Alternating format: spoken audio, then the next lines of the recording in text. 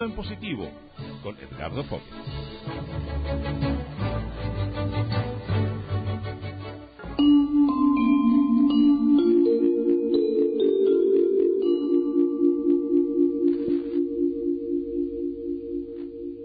Este programa es un aporte de la División Desarrollo Humano de Exhibits, donde solo el positivismo y el querer ser mejores personas está permitido.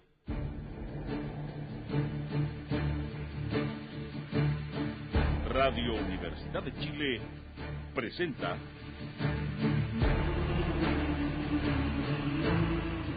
Conversando en Positivo, un espacio que apunta a conversar y compartir sobre el crecimiento y el desarrollo humano.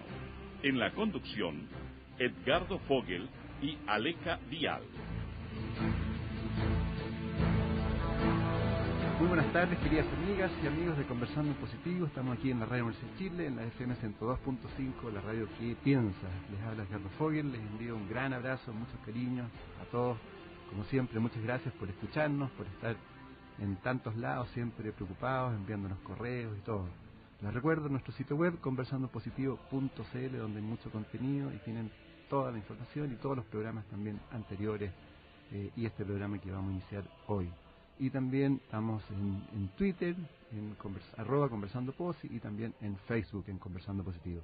Así que bienvenidos todos. Hoy día tenemos un tremendo programa con una gran invitada que he querido invitarla hace muchísimos años, muy ocupada, pero ahora tenido el honor de poder estar con ella. Ella es Amanda Céspedes, es médico cirujano en la Universidad de Chile, es neuropsiquiatra infanto juvenil de la Universidad de Chile, tiene posgrado en neuropsicología y neuropsiquiatría infantil en Turín, Italia, es profesora adjunta social en la Universidad Católica, es directora de la revista Calpe y Avila, directora general del Instituto de Capacitación AGL y presidenta de INESMED, Instituto de Neurociencias Aplicadas a la Educación. También escritora de varios libros, Terapia Floral para Niños de Hoy, Educar las Emociones, Educar para la Vida, Estrés en Niños y Adolescentes en Busca del Paraíso Perdido, Niños con Pataletas, Adolescentes desafiantes, cómo manejar los problemas de conducta de sus hijos, Déficit atencional en niños y adolescentes, 100 preguntas sobre educación escolar, y el último libro del cual vamos a conversar hoy, Esos locos bajitos, compromiso educativo en la primera infancia. Bienvenida y muchas gracias por estar con nosotros, Amanda. Para mí es un honor también y un placer estar aquí, Edgardo, contigo, en este hermoso programa. Bueno, antes que nada, felicitaciones por todo lo que haces, por estar abriendo la luz, dando luz y abriendo las puertas a tantas personas, educadores y padres, y mostrándonos, ¿no?, la importancia que tiene la educación hacia los chicos. Ese es nuestro deseo, aportar un granito de arena, sobre todo que ahora ha habido paulatinamente como tanta confusión, ¿no? Yo creo que probablemente nunca había habido tanta cantidad de adultos desorientados respecto a cómo proceder con los niños. Y mientras más confusión, más se actúa mal, porque la desorientación, como dicen, da palos de ciego. Claro. Yo, partiendo del programa, estaba profundizando entre la diferencia entre educar y formar. Estaba viendo que la palabra educar viene como de entregar lo mejor de sí, para que entregar lo mejor de sí, y formar como que viene de formato. Así es. Y parece que hoy día estamos más en el formar, en generar como un sistema de creencias que en educar. ¿Cuál es tu visión al respecto? Esa es la percepción que yo tengo. Creo que se ha perdido el norte en el concepto de educar. El concepto de educar es muy amplio, y básicamente yo digo que el adulto debe entender que es un acompañamiento intencionado al niño en todas sus etapas. Entonces somos diferentes como educadores del párvulo, como educadores del niño de 7 a 11, como educadores del adolescente. Tenemos que ir variando nuestras prácticas. En cambio, el concepto de formación apunta a algo muy estrecho. Sobre todo se le da demasiado énfasis a la formación intelectual, mirando hacia un futuro, ¿no? Hacia el mundo laboral, básicamente. Y se descuidan tantos aspectos. ¿Y tú crees que realmente es como un poco como la película Matrix, que nos formatean y nos van definiendo como un programa? Estoy absolutamente convencida de eso. Howard Gardner, ¿no?, el gran neuropsicólogo creador del modelo de inteligencias múltiples, nos ha mostrado de manera muy fehaciente que el cerebro humano tiene una cantidad enorme de talentos. Y la verdad es que en este formateo se van aprovechando muy pocos. Y hablamos tanto del desarrollo de la inteligencia, de la creatividad, y la verdad es que los talentos que aportan al desarrollo de la inteligencia y de la creatividad quedan fuera de este formateo, y solo se le da excesiva importancia a la adquisición de información. Claro, y muchas veces el profesor de escuela no sabe enseñar el contenido de tal manera que el niño lo comprenda. Y uno de los elementos esenciales en el desarrollo del niño es comprender el mundo, no es adquirir información. Para eso la información está hoy día en todos lados. Por eso se aburren en los colegios también. Por eso se aburren, porque la acumulación como constante de información, de datos, de hechos, de definiciones, al niño no le hace sentido. El niño quiere comprender el mundo, y la única manera es situarse en él. ¿Qué tú has trabajado, has estudiado mucho lo que son las neurociencias del desarrollo? ¿Nos podrías explicar un poco qué implica todo el tema de las neurociencias del desarrollo? Sí, claro. Bueno, yo comencé mis estudios de medicina trabajando en un laboratorio de psiquiatría experimental, se llamaba en esa época, que vendría a ser hoy día lo que sería un laboratorio de neurociencias. Las neurociencias son un conjunto de disciplinas teóricas que todas ellas se encargan del estudio del cerebro desde distintos ángulos. Tenemos, por ejemplo, la neurogenética, la neuropsicología, la neurobiología, la neuroquímica, en fin. A fines de los 90, todas estas disciplinas se juntan para formar entonces este gran corpus de conocimientos que son las neurociencias. Ahora, las neurociencias se llevan a cabo en laboratorios. Los neurobiólogos o neurocientíficos investigan al interior de laboratorios con modelos humanos y modelos animales. Pero este conocimiento maravilloso que ellos van adquiriendo es tomado por otro tipo de neurocientíficos y es llevado entonces a la vida, es llevado a la vida cotidiana. Y es así como tenemos, por ejemplo, las neurociencias aplicadas al deporte, las neurociencias aplicadas a la alimentación saludable, al envejecimiento y a la educación. Y mi campo de trabajo precisamente es ese, ¿no? Haber partido yo en mi formación como en las neurociencias me llevó muy fácilmente a buscar la aplicación. Y luego, en mi formación, mi crecimiento, más bien dicho, como persona desde niña, fue al interior de una familia de profesoras, de maestras, normalistas. De manera que yo digo, en la sangre tengo glóbulos rojos, glóbulos blancos, plaquetas y cuadernos y libros. Yo escuché hablar de educación desde que era un bebé. Por lo tanto, para mí la educación está incorporada a mi genoma. Me cambió la vida el vivir con maestras, con profesoras maravillosas. Y además con ideal, o sea, convencida de lo que estaban haciendo. Ellas eran profesoras por vocación, ellas claro. Tenían la formación normalista, una de ellas venía de la Normal de La Serena, había sido alumna de Gabriela Mistral, eran muy soñadoras, creían en un mundo mejor desde la educación. Y eso es lo que a mí me da pena, porque hoy día también el discurso es un mundo mejor desde la educación. Pero esto se queda en palabras, claro. Porque en el fondo lo que se está haciendo no apunta a un desarrollo integral. ¿No? Se forma al niño en un aspecto nomás. Amanda, estamos con Amanda Céspedes. Hablemos de tu último libro. Encantada, pues un me libro lo leí regalón. completo y la verdad es que es maravilloso. Se llama Esos locos bajitos. La verdad es que se los recomiendo a todos los papás, a todos los educadores de párvulos. Gran parte del libro está escrito como que lo estuvieran relatando los mismos chicos, ¿no? Esa es la maravilla del libro. Y uno se va metiendo y va diciendo, pucha, en realidad va pasando todo eso. Por ejemplo, tú partes con el vientre. Se supone que el chico está hablando del ADN, ¿no? Como libro que ya lo sabe, todo lo que hay. Así es. Y que tiene la información. Así es. Y lo primero que dice, creo saber ya quiénes aman a mi mamá y quiénes la hacen sufrir. O sea, el chico va sintiendo al interior del vientre. Desde el último trimestre del embarazo, todas las emociones de la madre van a impactar el desarrollo emocional del niño. El niño inútero percibe el miedo, percibe la frustración de la mamá, percibe cuando está descorazonada, cuando la han tratado mal. ¿Por qué razón? Porque todas estas emociones de la madre liberan sustancias químicas. Y estas sustancias químicas atraviesan la placenta, llegan al bebé y van a impactar entonces las estructuras de la vida emocional que están en desarrollo. Y es así como si la madre se angustia, el niño se angustia, solo que no sabe por qué, pero sufre. Importante, ¿no? Muy importante, porque nos hace un llamado de advertencia de cómo debemos cuidar a la mujer embarazada.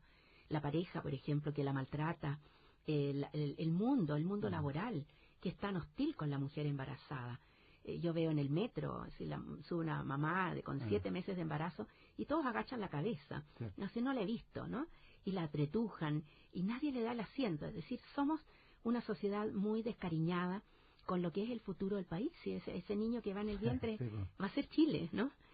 Y la mamá también que tiene un chico en el vientre, prepararse emocionalmente con su actitud, ¿no? Muy importante. Y gracias a Dios hoy día tenemos programas muy bonitos, programas gubernamentales. Chile Crece Contigo, por ejemplo, tiene todo un programa de acompañamiento a la madre gestante y precisamente se hace un trabajo muy hermoso en este tema.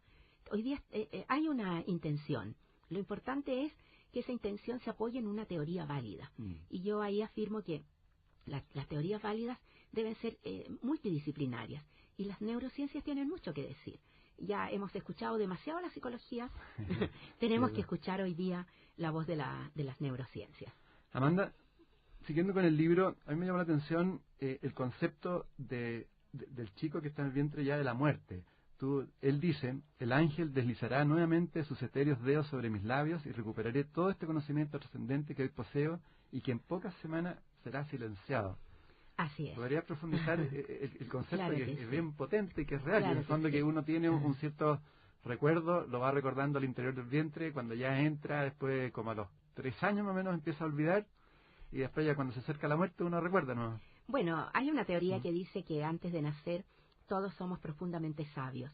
Indudablemente somos sabios porque tenemos sobre nuestra historia, que todavía no comienza, el peso enorme de la historia evolutiva, el peso enorme de la información en el genoma, que pudiéramos traducirla en una sola palabra muy hermosa, intuición. Todos tenemos esa intuición, solo que una vez que el niño nace, se dice que el ángel coloca sus dedos sobre sus labios y silencia ese conocimiento. ¿Para qué? Para que pueda vivir estas nuevas experiencias y pueda aprender más. Y de esta manera entonces vamos evolucionando. Porque claro, uno dice, yo tengo dentro de mí la historia evolutiva, pero esta historia no termina conmigo. Claro. Yo soy un eje más, un elemento más de esta historia. No sabemos dónde va a terminar. Y cuando llegue a la hora de la muerte, entonces el ángel va a colocar sobre mí nuevamente sus dedos y va a activar este conocimiento y yo a lo mejor mi materia se va a hacer verdad difusa, voy a desaparecer, pero me llevo conmigo todo este conocimiento hacia otros lados. Esa es la belleza de la... Es muy linda la historia, esperanzadora, ¿no? Muy esperanzador, claro. Muy esperanzador. Bueno, y este chico decide hacerse cómplice del ángel y que no lo silencie. Y por lo tanto él vive sus primeros 5 años en un estado de sabiduría completa. Y para ti la intuición entonces es algo divino, y viene como de la divinidad, que nosotros nos tenemos que conectar a esa intuición. Absolutamente. ¿El ser humano ha ido perdiendo la intuición por el tema de la razón? Así es. La intuición está en nuestro interior, ocupa espacio también, está en nuestro cerebro, está en esa multiplicidad enorme de conexiones neuronales silentes que forman nuestro estado no consciente. Allí está la intuición. Y esta intuición es mágica, es asombrosa. Y si nosotros aprendiéramos a escucharla constantemente, bueno, seríamos sabios mucho antes de cuando de repente nos transformamos en sabios, que es alrededor de sobre los 75, ¿no? ¿Y qué le puede decir a la doctora que nos están escuchando? ¿Cómo nos tenemos que ir conectando con la intuición? La intuición es una voz muy sutil, es casi inaudible, está en nosotros, pero no la escuchamos. ¿Por qué razón? Mientras más ruido externo hay, digamos voces que nos dicen cosas, que nos aconsejan, menos escuchamos la intuición.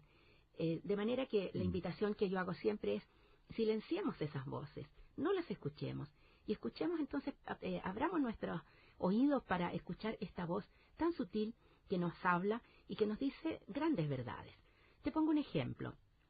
Muy a menudo vemos una mamá que está en el supermercado con un niñito pequeño que está llorando. Entonces la mamá los amarrea, los sacude, lo reta fuerte.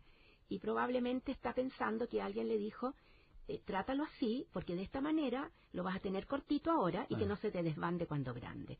Esa mamá escuchó esa voz potente de alguien que le habló desde una cantidad de mitos que nadie los ha comprobado, y en cambio no escucha la voz sutil que le dice, tómalo en brazos, ¿no? Escúchalo, acógelo, distráelo. Por último, si lo distraes, el niño va a ponerse mucho más dócil y mucho más obediente, ¿no? Esa es la voz de la intuición y nos habla en muchos momentos. Y esta voz viene activada desde el corazón, ¿no? El corazón reacciona mucho antes que el cerebro y activa el cerebro. Bueno, se incorporó a nuestro estudio Ale Cavial. Hola, ¿Qué tal? ¿Cómo están? Muy bien, aquí estamos muy contentas con esta invitación de Edgardo. Igual que nosotros, encantados. Amanda, a las autoridades estamos hablando de el libro de Esos locos bajitos, compromiso educativo en la primera infancia, que la verdad que es muy recomendable. Después tú hablas de la importancia, todavía estamos en el vientre, el bebé habla ya, bueno, va sintiendo, no sé, no, yo creo que después, pero está relacionado con las caricias y el contacto piel a piel, ¿no? Así es. El bebé nace muy inmaduro. El bebé humano dispone de 25 años para terminar de madurar. Si lo comparamos con nuestros parientes más cercanos en la escala zoológica, los simios, el simio a los 3 años ya es un adulto. Por lo tanto, tenemos un largo periodo de inmadurez. El niño nace muy inmaduro, pero viene con herramientas, viene con recursos. ¿Cuáles son esos recursos? El primero es su poderoso cerebro, indudablemente. Te da un cerebro portentoso. Y el segundo recurso, en el que nadie piensa, es la piel. Tenemos una cantidad infinita de receptores en la piel para las caricias, para los suaves estímulos táctiles. Y lo hermoso es que estos suaves estímulos táctiles llamados caricias están íntimamente conectados con receptores para las inmunoglobulinas, para las defensas. Por lo tanto, mientras más acariciado es un niño, más sano es, porque se elevan las defensas inmunitarias. Ya saben, claro. A las auditoras de caricias. Y los animales lo saben, los mamíferos. ¿Qué hacen con el bebé, con el cachorrito? Claro, lo están muy cerca de él y además lo lamen mucho. Están constantemente lamiéndolos, los acomodan, ¿no? Yo he tenido muchos cachorros en casa y me fascina ver cómo mis perritas los lamen y los limpian y los están constantemente tocando. Y obviamente el amamantamiento también es una cercanía de piel a piel muy hermosa. De hecho, tú haces en el libro también un paralelo de tiempos anteriores, ¿sí?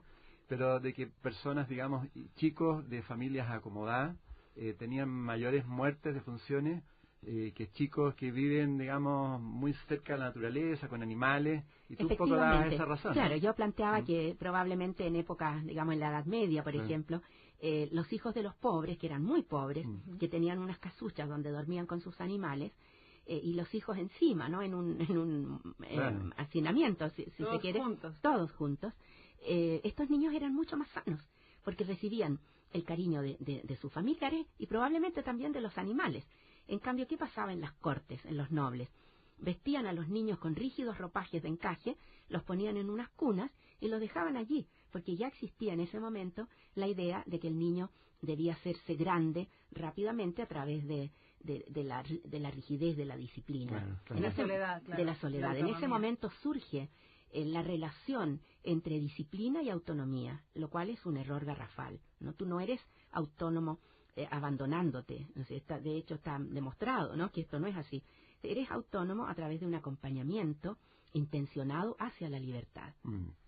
Tú hablas sigues, digamos, en el libro hablando de la vida emocional primaria, hablas del sistema límbico y la corteza del cerebro, especialmente el hemisferio derecho, el hipocampo, que está como la información, ¿no?, el córtex ahí, y el concepto de la ternura. Claro. Bueno, las estructuras subcorticales a mí me fascinan. El sistema límbico es una estructura subcortical, porque pienso que esto que está allí y que es muy primitivo, muy ancestral, está colocado precisamente al servicio de la adaptación y por lo tanto está colocado al servicio del desarrollo de la inteligencia.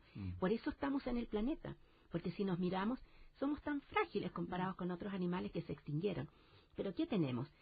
Disponemos de un poderoso sistema subcortical que es como la fragua que le va mandando constantemente fuego, energía a la corteza cerebral y permitiendo que se desarrolle intelectualmente.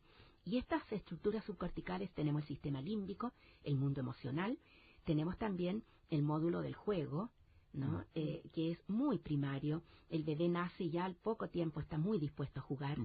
Y también tenemos el módulo de la risa. El bebé que se ríe también muy tempranamente. Mientras más te ríes, más inteligente eres. Sí, eso es lo que Mira qué maravilla. Sí. Y después tú hablas también al inicio la importancia del corazón. Tú dices que es un cerebro con todas las de la ley. Ahora muchos ya científicos, todos están hablando de la inteligencia del corazón. Así Tú hablas es. que su campo electromagnético superan 5.000 veces el campo del cerebro, Así extendiéndose en 4 metros más o menos. Exactamente. Y bueno, ahí también está la contraparte, digamos, todos los bloqueos que se van generando al corazón por miedo, ira y todo eso, ¿no? Justamente. Bueno, y quienes trabajan en el campo de la energía hablan de estos nodos energéticos que se llaman chakras. Claro. Y el chakra del corazón probablemente es uno de los que hoy día en la sociedad moderna va más bloqueado. Está constantemente bloqueado por el miedo, por la angustia, por la sensación de desamparo, por la soledad. Y estas emociones van a ir al cerebro, porque se generan en el corazón y el corazón es el que activa entonces el cerebro. Por lo tanto, el cerebro va a elaborar vivencias de soledad, vivencias de desamparo, que primero partieron en el corazón. Quedan ahí. Quedan allí. Quedan guardadas. Y por lo tanto, si queremos curar, reparar, en vez de dirigirnos directamente al cerebro, por ejemplo, no sé, por decir algo, con un rabotril, ¿no? Cálmese, le doy un rabotril. Yo diría, acerquémonos hacia el corazón. Y la cercanía al corazón es completamente distinta. ¿Y cómo hacemos esto? ¿Cómo nos acercamos al corazón? ¿Qué herramientas, qué técnicas nos ayudan a conectarnos con el corazón? Yo planteo en el libro que la esencial es la ternura, ¿no? La ternura que se activa muy especialmente frente al más débil, frente al más desamparado, vale decir, frente al niño pequeño y frente al muy anciano. Pero nosotros tenemos la capacidad de ser tiernos con todos, con todas las personas que nos rodean. Está el concepto de prójimo. En la medida que yo lo miro con más respeto, con más consideración y con más cariño a este prójimo, estoy llegando a su corazón. Y desde su corazón entonces yo, en cierto sentido, voy a colaborar a limpiar estas emociones negativas. De hecho, los grandes sabios hoy día, personas que nosotros hemos entrevistado o que están transmitiendo, como Sergi Torres, todos hablan que la conexión, digamos, a lo espiritual está a través del corazón. Sin duda que el lenguaje espiritual es a través del corazón. A través del corazón y no a través de la razón. Llevamos demasiados siglos, ¿no? Creyendo excesivamente en la razón. Bueno, sigamos con el libro. El libro, ya el chico ha llegado el día, ya nació, y él dice, 8 o 9 meses durará los abrazos, el cobijo, la ternura, los goces y complicidades. Pero ya empieza a sentir el apego y los miedos. Miedo a morir, miedo a quedar solo, miedo a no ser alimentado, miedo al frío, miedo a las luces y ruidos que van aturdiendo. ¿Qué pasa ahí? El nacimiento es un shock, es un trauma. Y yo digo siempre, si no fuera porque tenemos el regalo evolutivo de la oxitocina, iríamos todos por la vida absolutamente traumatizados, como yo creo, me imagino que son los soldados, que después de haber estado en una guerra ya nunca más pudieron recuperar la salud mental. Seríamos todos enfermos. Pero nos libramos de esto gracias a que en la evolución surge una hormona maravillosa que tiene varias funciones, que durante mucho tiempo se creyó que la única función era activar el trabajo de parto, vale decir, poner en marcha las contracciones uterinas, la oxitocina. Pero posteriormente se empezó a ver que esto era una función, pero hay otras. Y una de las funciones principales es bloquear en el sistema límbico la acción del cortisol, que es la hormona del miedo, la hormona del terror. O sea, yo nazco y me cambió todo. De un medio líquido pasó a un medio aéreo. Como dice el niño en el libro, me sostenía mi líquido y ahora me tienen que sostener. Yo no tenía que respirar, ahora tengo que respirar. En fin, entonces todo esto es una liberación enorme de cortisol que puede dañar las estructuras del sistema límbico. Pero viene la oxitocina. La oxitocina producida por la mamá, que dura alrededor de 36 horas, y luego se ponen en marcha la propia liberación de oxitocina en el niño. ¿Y quién la pone en marcha? Las caricias. Son las caricias que están envasadas en las manos, en los ojos.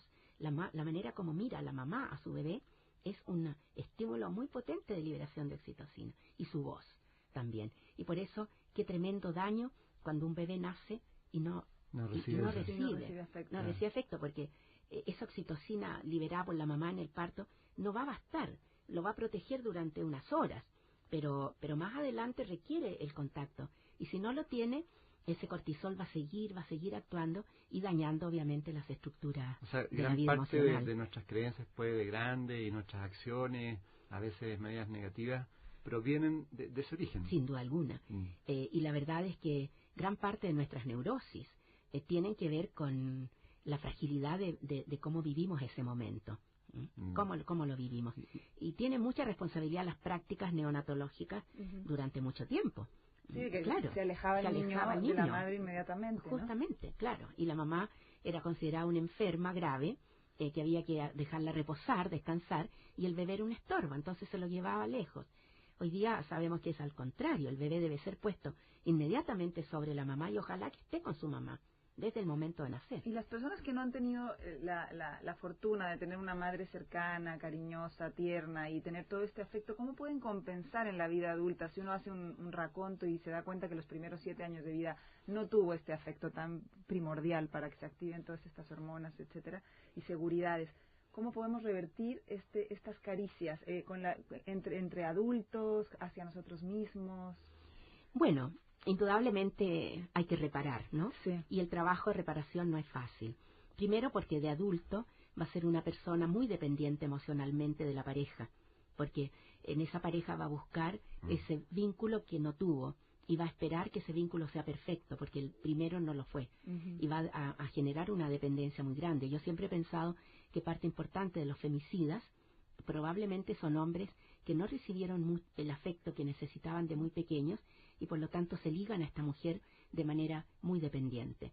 Eso, y allí entonces hay que trabajar, intervenir con lo que se llama una psicoterapia centrada en los vínculos de apego, para poder enseñarle que la dependencia emocional aleja en vez de acercar, ¿no? Hay que reparar. Y hay estrategias de reparación también muy hermosas que van directo al mundo de la energía, y dentro de esas la terapia floral. Tú, Edgardo, mencionabas uno de mis primeros libros, que lo escribí con mi hermana gemela, que es terapeuta floral, y yo ahí planteamos entonces el valor enorme, y hasta ahora desconocido, de la terapia floral como restauradora, reparadora de heridas emocionales. Bueno, recordemos que estamos conversando en positivo acá en la Radio Universidad de Chile. Estamos con Amanda Céspedes hablando de su último libro, Esos locos bajitos. Vamos a ir a un pequeño mensaje, unos breves mensajes, y volvemos de inmediato.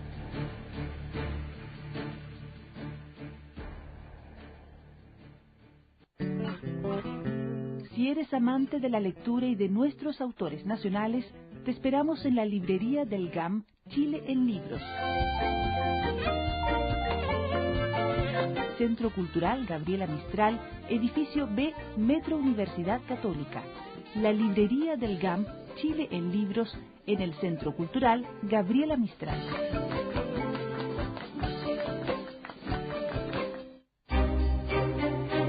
¿Dónde están los desaparecidos? A romper los pactos de silencio.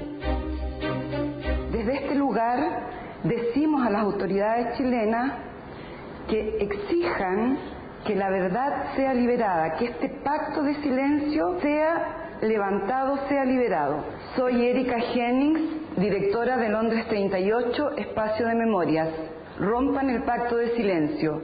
La verdad libera. Liberen la verdad. Londres 38, Espacio de Memorias. Chicos, mañana a las 9 reunión de planificación. Expones tú, Matías. Pero me siento pésimo. Con suerte respiro y tengo que hablar. Pero Mati, ¿no conoces Flucoxinum de NOP? No, ¿qué es eso? Alivia los síntomas del resfrío, te sentirás mucho mejor y dejarás de sonarte a cada rato. Combate y alivia los síntomas de la gripe y la influenza con Flucoxinum de NOP, el medicamento homeopático. Cámbiate a lo natural. Encuéntralo en todas las farmacias del país.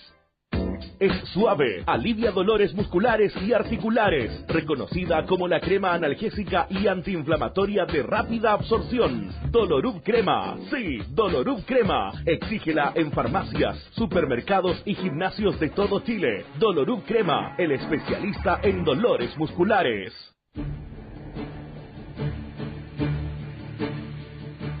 Bueno, volvemos nuevamente, estamos con Amanda Céspedes junto a Erika Vial y Edgardo Fogel. Amanda, volviendo al libro Esos locos bajitos, también tú hablas bastante de las neuronas espejo. ¿Podrías explicarnos cuál es la importancia de las neuronas espejo y cómo va funcionando el bebé dentro del año con esas neuronas espejo?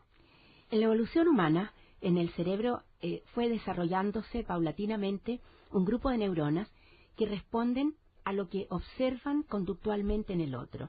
e imitan esas conductas. Y esto es preconsciente, es decir, nuestro cerebro no dice debes imitarlo, sino que simplemente lo imitamos.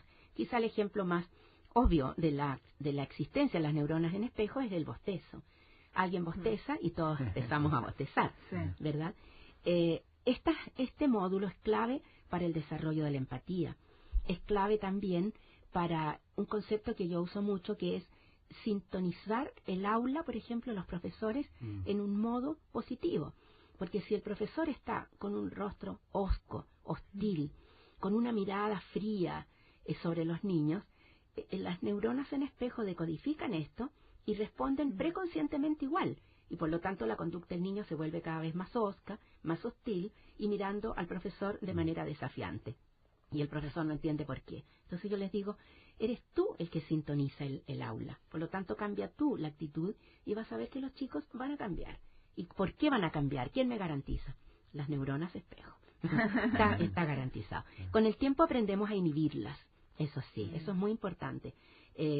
Con el tiempo nuestro cerebro aprende a que ciertas reacciones, por ejemplo, agresivas en el otro, yo puedo inhibir mis neuronas en espejo y no reaccionar agresivamente. Pero los primeros años el niño es muy dependiente de sus neuronas en espejo. Por eso debemos tratarlo gentilmente, porque el niño aprende a ser gentil. Debemos tratarlo con respeto, aprende a respetar, ¿no? Esto es clave. Después el chico se va dando cuenta del tema de la audición, la visualidad. Entonces, ¿cuál es la importancia también de la estimulación visual y auditiva? Y que ahí el chico hace una crítica también a los grandes que empiezan a meter bulla y ruidos que solamente están dañando su cerebro. Quizá este capítulo para mí es clave que los adultos lo puedan comprender. El niño pequeño es como los mamíferos debajo de nosotros, que son mirados como inferiores, se dice, ¿verdad? Inferior a nosotros, no son muy similares a nosotros.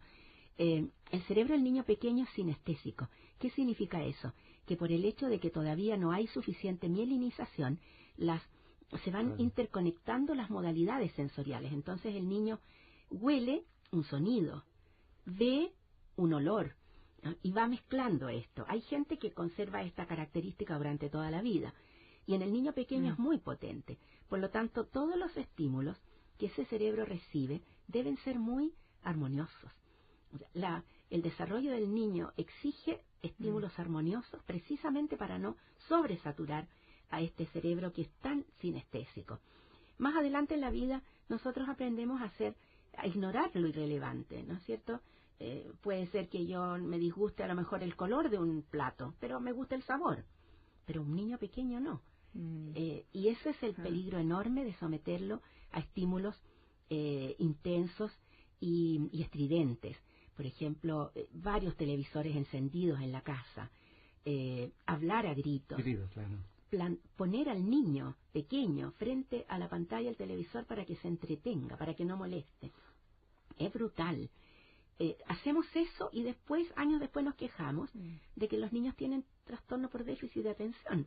Y la verdad es que no lo tienen. Lo que pasa es que les saturamos el cerebro y lo cansamos. Y eso es realmente muy dañino. Casi enfermar al niño. Bueno, saben, amigas y amigos de auditores que están escuchando, más armonía entre las casas. Más armonía, ¿no? Más silencio. Quizás el concepto que yo uso más hoy día es naturalicemos la vida del niño. Que escuche pajaritos, que escuche el ruido del agua, que escuche suaves, una rica música, y que escuche la ciudad, pero que la escuche un poquito en sordina. Tú vas a un centro de compras, por ejemplo, grandes tiendas, un mall, muy ruidoso, la bulla. Yo fui al lanzamiento del libro ahí en la Filsa y estaban presentando el país México y de repente comienza una canción, un baile mexicano tan estridente, con estos parlantes que miden 2 metros. Sí, además y yo miraba, no es muy buena. No es muy buena. Y yo miraba a mi alrededor y había tantos niños pequeños. Y decía, qué falta de respeto con estos niños. Se puede hacer lo mismo, pero de manera mucho más armoniosa. Quizás el término es ese. La vida para el niño pequeño debe ser armoniosa en todo. Bueno, y los padres tienen que ponerse más armoniosos también. Los padres tienen que ponerse más armoniosos, lo cual no es nada de fácil. Con la vida que llevamos es cada vez más complicado. Pero si yo lo sé, puedo hacer un esfuerzo. Si yo sé esto, yo sacrifico en cierto sentido parte de mi ser adulto para ponerme en modo niño, ¿no? Me sintonizo con el niño. Después tú hablas del movimiento también, y ahí criticas, el niño critica un poco el corral que le ponen, que esa falta de libertad que siente, porque el niño tiene que, a esa edad, se tiene que mover, encerrado, ¿no? El movimiento es clave para la inteligencia. Cuando yo decía todos estos módulos, ¿no?, muy ancestrales, muy que vienen en la historia evolutiva, que colaboran al desarrollo de la inteligencia, el movimiento es clave. Como dicen, desplazar un árbol significa su muerte, puede significar su muerte. Que un humano se desplace significa vida. Claro. Significa vida inteligente. El niño requiere mucho movimiento, muchísimo movimiento. Y por lo tanto, tienen que entender los padres que el movimiento es libre. Entonces yo tengo que hacer crear un contexto físico donde el niño se pueda mover libremente y que no corra peligro, en vez de llenarlo de objetos y retar al niño para que no se mueva. No toques eso, no te trepes ahí, cuidado con eso. O sea, al final me canso de decir no y por lo tanto lo meto en el corral. Y cuando comienza a andar para que no gatee y se pueda caer, lo coloco en el andador. Esos son, yo diría, aberraciones. Verdaderas aberraciones. Sí, como en la educación Waldorf, que acompañan a los niños en grandes jardines a subirse, niños pequeñísimos los acompañan a subirse a los árboles, que uno dice, qué pánico, pero sin tocarlos, al ladito de ellos acompañándolos. Y es cosa ver a los niños también en la playa, cómo disfrutan, ¿no? Exacto, en las plazas de juegos, cómo trepan y hacen cosas acciones que uno diría, pero, ¡oh, qué peligro! Y sin embargo, no les pasa nada. Tú transmites, Amanda, estamos con Amanda Céspedes, tú transmites, Amanda, que las neuronas que no se descargan se atrofian. Entonces se necesitan estímulos que vengan de la experiencia directa. Así es, claro. La base de nuestra inteligencia son las redes neuronales. Pero estas redes tienen que estar descargando constantemente. Si esa red se descarga a muy baja velocidad y muy ocasionalmente, opta por atrofiarse. ¿No? ¿Qué es lo que pasa con los niños que aprenden pero que no practican? ¿No? Yo digo siempre, no puede ser que los chilenos tengamos 12 años de educación formal de inglés y no seamos bilingües. No somos bilingües, no hablamos inglés. Si nos comparamos con un chico finlandés, sueco, ¿verdad?, que son bilingües ya a los 7, 8 años, nosotros no lo somos. ¿Y cómo si hemos tenido 12 años? Porque el inglés que se enseña en las escuelas se enseña de una manera tal que no permite que las redes descarguen constantemente. En el fondo ahí está la clave. Descarga constantemente. Bueno, y el loco bajito a los 2 años ya se empieza a tener conductas para los otros también. Porque se da cuenta que hay que para que los otros estén felices, empieza a hacer cosas. Bueno, ahí tú hablas de la importancia de las caricias, el llanto, el medio de expresión, que todavía se usa el chupete, pañal, peluche. Sí, aquí hay algo que llama la atención. Los primeros 18 meses, las mamás en general son bastante hábiles en decodificar los mensajes del niño envasados en el llanto. O sea, aprenden a decodificar un llanto de hambre, llanto de pañal mojado, llanto de soledad, en fin. Y actúan, se sintonizan con él. Pero el niño cumple 2 años, sigue utilizando el llanto como mensaje y ahora el llanto es castigado. Entonces se dice, no le hagas caso, te está manipulando, cállate, no me irrites, deja el llanto, dime lo que quieres. Y el niño tiene 3 años, ¿no? Entonces uno dice, ¿qué cambio más grande en tan poco tiempo de sintonizarme con el llanto a esperar que el niño ahora use otro recurso, cuando todavía no lo tiene? Es un medio de expresión. Es un medio de expresión. Entonces el adulto tiene que tener la sensibilidad para entender lo que el niño le está queriendo decir. Y el chupete tú también explicas que tiene que ver también cuando uno está en el vientre, ¿no? Con el dedo. Exactamente. Bueno, dentro de esto que yo planteaba de la piel, que tiene grandes receptores táctiles, donde tenemos más receptores táctiles es en la mucosa oral, en la boca, y en las mucosas interiores. Por lo tanto, cuando el niño se pone el dedito en la boca, estimula la producción de oxitocina y de alguna manera rememora la calma que le producía el pezón cuando se amamantaba. El dedito en la boca. Hoy día se cuestiona de que tenga tanta relación con el pezón, porque los fetos ya se introducen el dedito en la boca, ¿no? Ya hay ecografías que lo muestran. Entonces probablemente esto es como una especie de un círculo en que yo me percibo a mí mismo y en este percibirme a mí mismo me calmo. Claro, es interesante. Los dentistas de niños son muy contrarios. porque sienten que porque puede modificar el paladar, claro.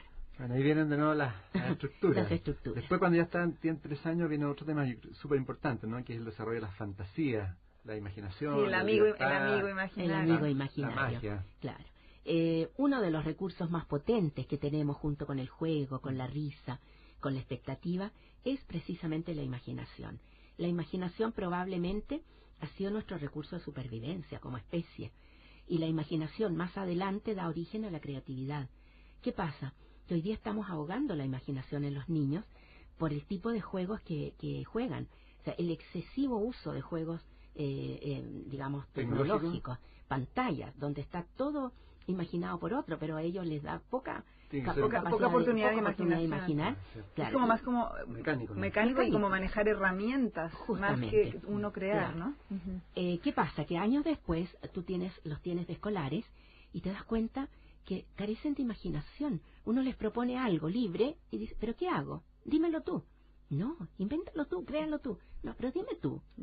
Ya no pueden imaginar. Si la imaginación es probablemente un recurso intelectual espléndido y la escuela lo ignora, porque cuando entran a primero ya fuera la imaginación. Y en ese sentido, ¿qué sugieres tú a los padres que siempre están organizando panoramas para los niños? Si no es la clase, es el juego, el veraneo, el encuentro con otro. ¿Es importante el ocio? ¿Es importante el que el niño esté solo, se aburra?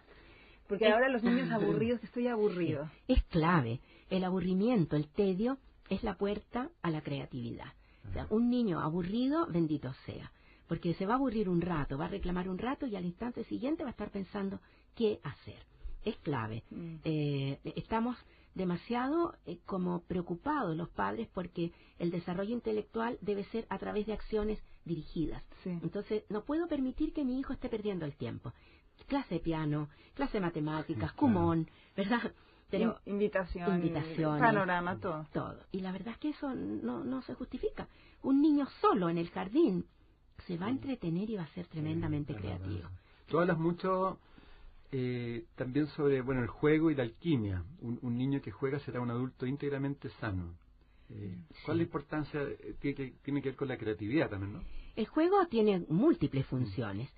Aparte de que en los niños pequeños se da muy asociado al movimiento, el juego también libera una sustancia clave para el desarrollo intelectual que se llama dopamina. Mientras más juega el niño, más dopamina libera y esta dopamina va a estimular entonces la corteza cerebral. El juego además es la instancia más plena de libertad para un niño. Y la libertad es consustancial a nuestra humanidad. Si nosotros nos sentimos libres, somos realmente muy, muy felices. Se nos despiertan todas nuestras capacidades. Y por eso el juego tiene esta importancia tan grande. El problema es que llegan al año 4 a la educación preescolar, que tú también lo criticas como nombre, y donde empiezan ya las rigideces, el formateo, ¿no? Así es. A mí me molesta mucho el concepto preescolar, porque es como, ya, ahora estás en la etapa previa a ser escolar, por lo tanto escolarízate, empieza a escolarizarte muy pronto. Claro. Es como el concepto preuniversitario. Yo lo eliminaría, yo diría postescolar, no preuniversitario. Acá también. Yo me gusta mucho el concepto de educación de párvulos, y la educación de párvulos debiera terminar a los 6 años. No debería existir esto de la educación preescolar. O llamarlo con los nombres alemanes, ¿no? Pre-kindergarten y kindergarten. Que kindergarten es un jardín de niños, no es un preescolar. Y ahí empiezan un poco a como esa administración intelectual y de la cosa social también, o sea, empiezan a captar cómo manejar esas señales, ¿no? Sin duda alguna. El niño ya a esa edad ya está muy convencido de que el adulto no es de fiar. A los 4 años. Ya aprende que el adulto no es de fiar y por lo tanto desarrolla estrategias. No es congruente. Justamente. Sí, pues, claro. Y desarrolla estrategias a veces muy, digamos, bien elaboradas para poner a prueba a este adulto y demostrar su teoría. En este adulto no me puedo fiar. Por ejemplo. Por ejemplo, el adulto que le propone algo y que le promete algo y que no lo va a cumplir. Inconsecuente. En el libro hay un ejemplo que ve a su hermana mayor que está comiendo unas golosinas y no le da. Entonces él espera que la hermana salga de la habitación para ir al cajón donde probablemente lo colocó. Y la hermana entra y le dice, no sacas nada con meterte al cajón porque se lo comió alguien en el jardín, una ratoncita. Y el niño dice, a mí con esas, yo no me fío de esta. Espera que se vaya, abre el cajón y ahí están, claro.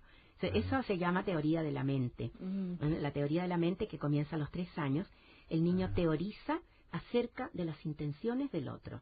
Elabora una teoría. Entonces, de este no me fío, este me está tratando de engañar, a este lo engaño yo primero. Tú dices que tienen la capacidad de leer las mentes y los gestos. Leen las mentes con una habilidad estupenda. Claro. Y muchas veces pasa esto tan clásico entre los adultos que el niño dice, mamá, ¿por qué tienes esa carita? ¿Qué te pasa? Nada. Y el niño dice, va a la cocina donde la nana y le dice, la mamá tiene mucha pena. La mamá le dijo nada, pero él sabe que no es verdad, ¿no? Pues después de los 5 años tú di una frase bien, dice, condenado a ser un intelectual sin libertad. Él ya presiente lo que viene, ya presiente, está condenado a ser un intelectual sin libertad. Los deberes, la clase cada 45 minutos. ¿Es una crisis grande a los 5 años? Enorme. Eso también para mí es muy importante transmitirlo. El niño entre los 5 y los 6 está en una crisis enorme, es un duelo. Está entrando al sistema y está intuyendo de manera muy precisa lo que se le viene y lo que quedó, lo que quedó atrás. Esto de que se acabó la infancia. Efectivamente se acabó la infancia, empezó la niñez. Y la niñez es una etapa diferente, es una etapa en la cual ya el niño está formateado, se entregó. O sea, no tú, el niño dice a los 6 años, estoy abandonando la primera infancia para adentrarme en la niñez y es muy doloroso. El ángel recuperará el libro de la sabiduría, lo llevará por muchos años, quedará silenciada mi sabiduría y me convertiré en un niño que crece sin el conocimiento esencial para comprender. Exactamente. La niñez es una edad que está hecha para comprender. Y allí está la responsabilidad enorme también de quienes diseñan la educación escolar. La educación escolar está diseñada para que el niño comprenda el mundo, comprenda la vida, o está diseñada para que el niño acumule conocimientos sin sentido, pensando que esos conocimientos van a quedar todos en su interior y después le van a servir, ¿no? Está diseñada para comprender. Debiéramos cambiar por completo los programas, ¿no?, de pregrado de quienes van a educar a esta edad, y mostrarles de qué forma el educador podría ayudarles y acompañarles en la comprensión. Amanda, en ese sentido, ¿cuáles son tus principales sugerencias de qué es lo que se debería de modificar en los educadores o en el sistema de educación, ya que se está hablando de este tema, ¿no?, tan importante para el país? Es una lista para la que me faltan dedos de las manos. Mi próximo libro. Mi próximo libro. Está orientado a los educadores. Sí. Yo diría que lo primero es que no debemos permitir que sigan entrando a carreras de pedagogía personas sin vocación, como ocurrió el siglo pasado, en que querías ser arquitecto, médico, psicólogo y no te alcanzaba el puntaje, entonces, bueno, me alcanza para una pedagogía. Claro. Yo he tenido la fortuna de conocer educadoras y educadores con vocación y uno ve la diferencia. Sí. Se la juegan por el niño, creativos, innovadores, optimistas. En cambio, aquel que entra a estudiar sin vocación es un pesimista, no cree en el niño. Claro. No cree en los ritmos, no cree en las modalidades de aprendizaje, no cree en nada. Ese es un gran elemento. Un gran elemento. Siguiendo lo que dice Aleca, ya entrando al tema de la educación, ¿cuál sería para ti la calidad educativa? La calidad educativa para mí pasa por la comprensión científica, vale decir, una ciencia, de la mente del niño. Eso allí es clave. Y luego el arte. Educar es una ciencia y es un arte. Desde el punto de vista de la ciencia es tener claro y convincentes conocimientos teóricos acerca de lo que es la mente del niño. Pero eso no basta, porque eso me transforma en un técnico. Claro. Ahora yo tengo que dar el paso siguiente, ser de verdad un educador. Y para mí educador es un acompañante intencionado.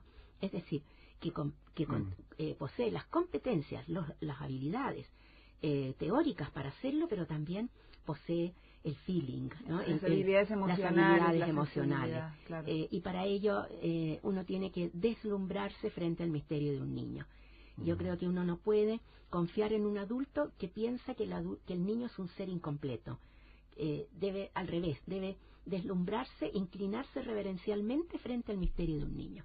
Solo eso te permite ser un buen educador. Tú Claro, tú hablas ahí de comunicación afectiva. Así es clave. Aprender a escuchar, aprender a respetar. Yo creo, pensando, Aleca, en esta lista de los recursos, condiciones para la calidad educativa, para mí, además de ser un educador por vocación, debe ser una persona que cree firmemente en el valor del respeto. Nosotros somos una generación adulta que todavía no aprende el valor del respeto al niño. ¿Qué es respetar? Es la consideración irrestricta hacia la dignidad del otro. Claro. ¿No? Y eso tenemos que aprender, y el educador debe ser siempre muy respetuoso del niño. Bueno, esta es la herencia que yo recibí. Le contaba Edgardo, claro. Yo crecí en una familia de maestras primarias y todo lo que yo afirmo, casi todo lo que yo afirmo hoy día, sustentado en las neurociencias, yo lo traía vivencialmente de haber conocido a estas mujeres maravillosas que eran educadoras por vocación, con un conocimiento intuitivo del niño maravilloso. Pero también tengo que reconocer que estas maestras no tenían sobre sí el peso terrible y espantoso del currículo. Y ahora, claro, contenidos, planificaciones. El día martes a las 9 de la mañana tiene que estar enseñando esto, las evaluaciones, los objetivos finales de aprendizaje. Todo eso es desquiciado. ¿Y sirve todo eso? No, para mi gusto no. Indudablemente que hay que planificar. Todos planificamos, pero no tanto. No de esta manera desquiciada. Tú haces dos llamados también, uno, bueno, a los papás se puede decir que es como una práctica errónea, la infravaloración del niño pequeño como un ser que ha venido a aprender para comprender, mirándolo como un ser lleno de ignorancia y irrefrenables impulsos. Consecuencia de esta mirada es el concepto de la autoridad. Justamente, yo soy absolutamente contraria al modelo socialmente legitimado de la autoridad en el adulto como autoridad impuesta, que funcionó por siglos. Y creo firmemente en que hoy día el adulto tiene que transformarse en una nueva autoridad, que yo la llamo, no es un término mío, ¿no? La autoridad conquistada. Es decir, es el niño el que te pone la corona sobre la cabeza. Es el niño el que termina por validarte como adulto. ¿Y cómo te valida?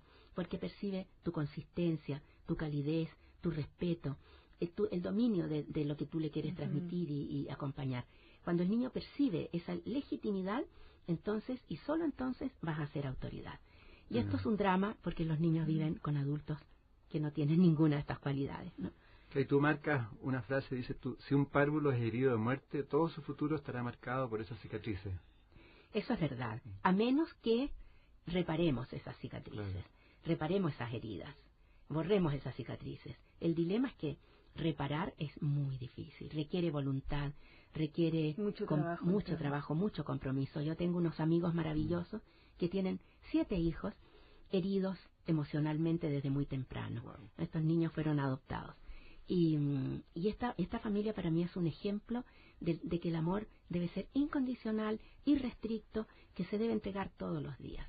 Y que cuesta mucho entregar. Querida Amanda, se nos está acabando el tiempo, lamentablemente. No llegamos a los adolescentes. No, si el libro es sobre los pequeños, ¿no? Yo tenía una pregunta, pero ya no nos da tiempo. No nos da tiempo. Conclusión sobre tu conclusión del libro, que tú dices, nuestro mundo no está preparado, no está preparado para lo esencial, ser una persona plena, íntegra y creadora en resonancia con lo humano. ¿Quieres profundizar en eso un minutito? Bueno, indudablemente. Yo soy muy optimista, Edgardo. Yo creo que vamos caminando hacia una nueva humanidad y creo que esta va a ser una profunda humanidad. Estoy tremendamente optimista con lo que veo en la generación de jóvenes de los 25 a los 35 años.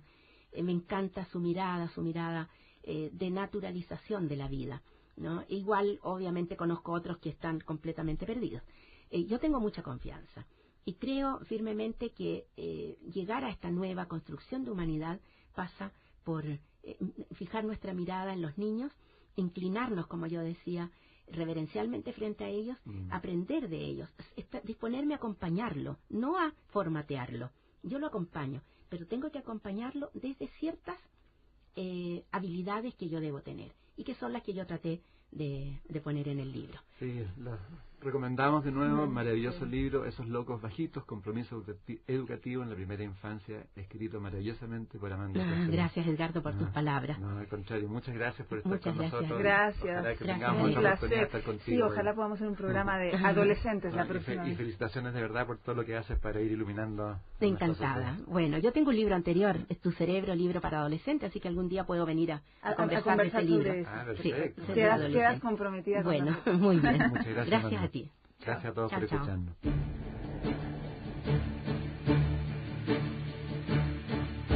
Radio Universidad de Chile presentó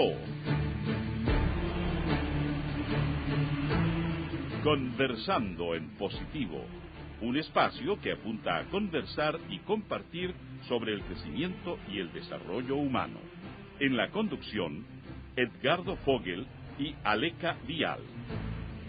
Este programa es un aporte de la División Desarrollo Humano de Exhibits, donde solo el positivismo y el querer ser mejores personas está permitido.